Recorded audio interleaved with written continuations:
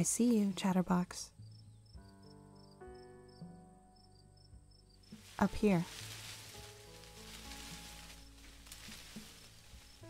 What? You've never napped in a tree before? It's not that hard, so long as you have good balance. Or you can secure yourself to the branch. No? Suit yourself. I love a forest nap. But I guess with someone like you on the prowl, I'm going to have to give them up,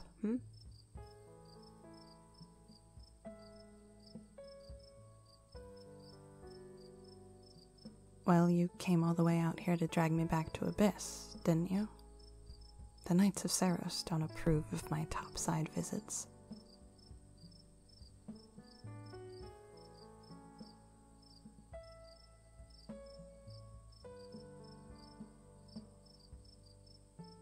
You really expect me to believe they didn't send you?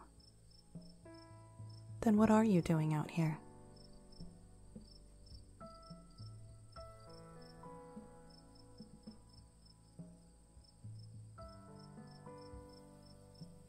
I don't think a patrol is going to help your insomnia.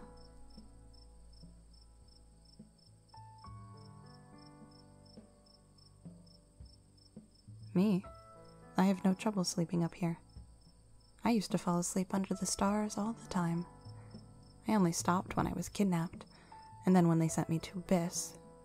It's probably obvious that we don't see much of the sky down there, so some nights I come up to the forest at the edge of the monastery to soak up the stars and sleep in the trees, just like old times.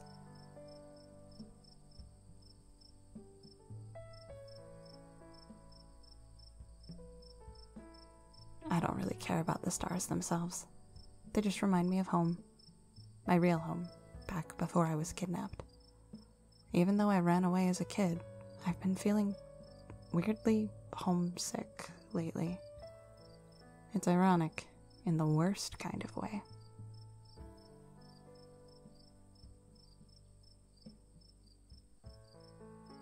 You're tensing up.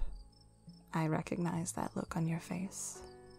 Don't worry, I'm not going to let out a sigh over a little nostalgia. Even all the way out here, we're still too close to the monastery for it to be safe. Believe me, I'm always painfully aware of everyone I could hurt in a single breath.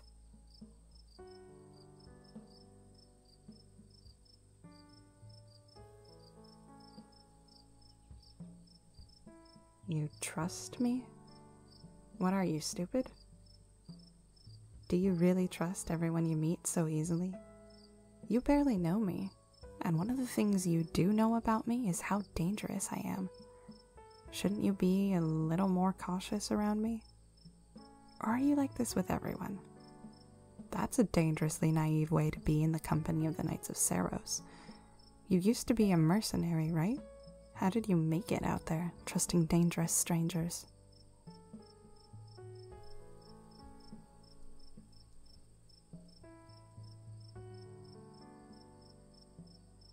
Your dad is the captain of the Knights? No wonder then. You were raised to trust them implicitly, weren't you?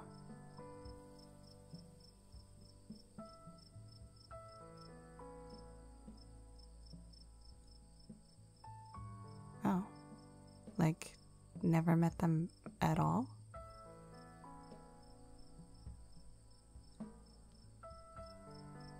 Just a few months ago. Huh. Do you know why?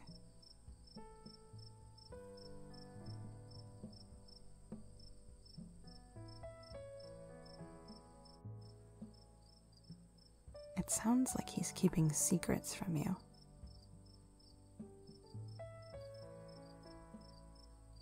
I don't like secrets. I can't trust what a person is thinking or what they'll do next if I don't know the whole story.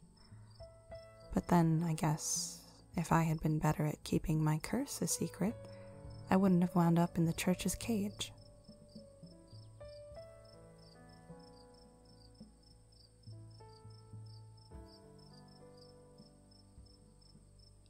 Sure, they say it's for safety.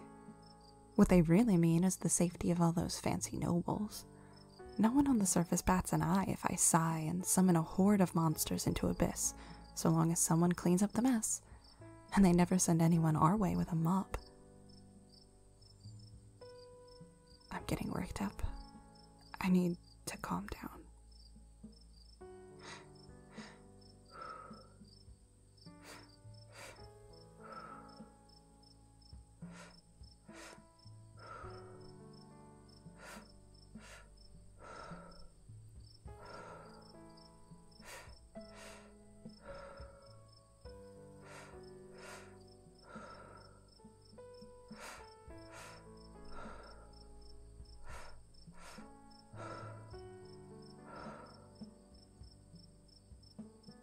Okay.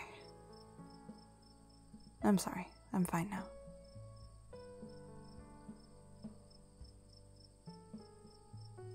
Yeah, that's a special technique Yuri Bird and I developed. I can't do the usual deep breaths and sighing them out thing everyone teaches you. Not unless we want to be surrounded by monsters.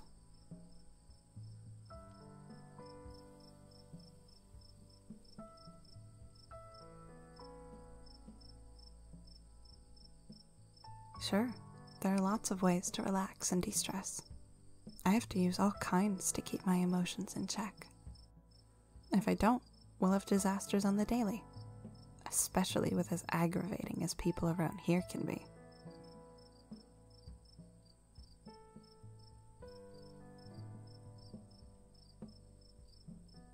Hey, Chatterbox, can I ask you something? How do you keep such a good grip on your emotions? I've never seen you even crack a smile. You're always so neutral. I know from experience how hard it is to stay like that, so how do you do it?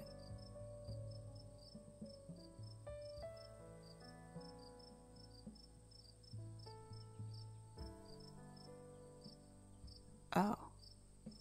From birth? Wow. Sorry, I guess that was pretty insensitive of me then, huh?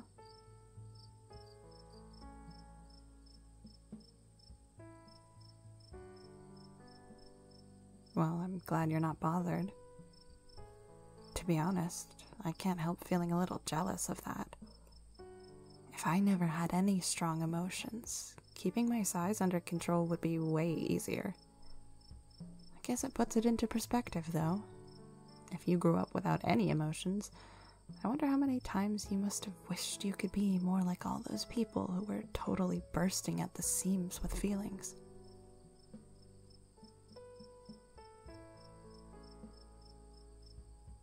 It's kind of funny if you think about it. All our worst qualities are the traits everyone around us wishes they had.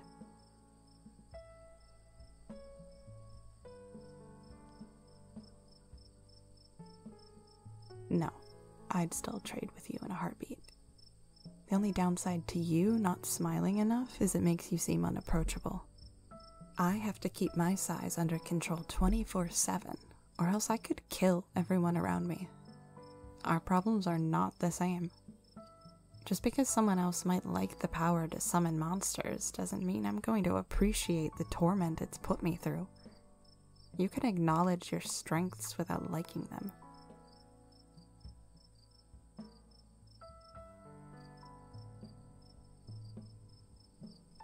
Don't worry too much about it. It's not your problem to solve. It's not okay, but I can handle where I'm at right now. And maybe someday, someone like Coco or Yuri Bird or Leonie will find a way to lift this curse, set me free.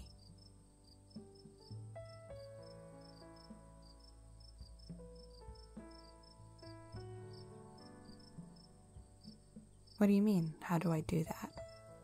Accept things as they are? I don't really have much choice otherwise, do I?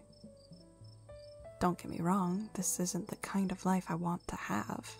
And it's not like I'm sitting on my butt in Abyss thinking, woe is me. As soon as I can escape, I will. But I can't yet, and this is how things are. They won't change just because I don't like them, and trying to fight it all the time is more likely to make me sigh. I have to accept it.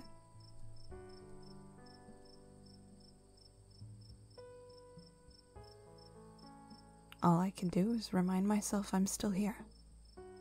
Even if I can't control what happens around me, I can control how I react to it. It sucks, but as long as I can still draw breath, I'll keep going.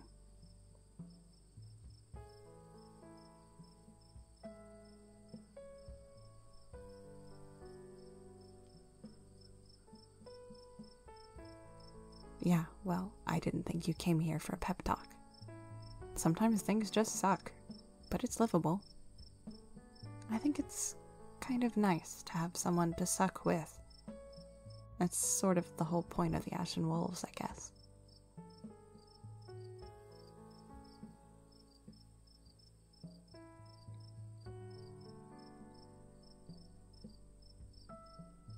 Sure, you can sit in my tree with me, but not if you're going to keep talking.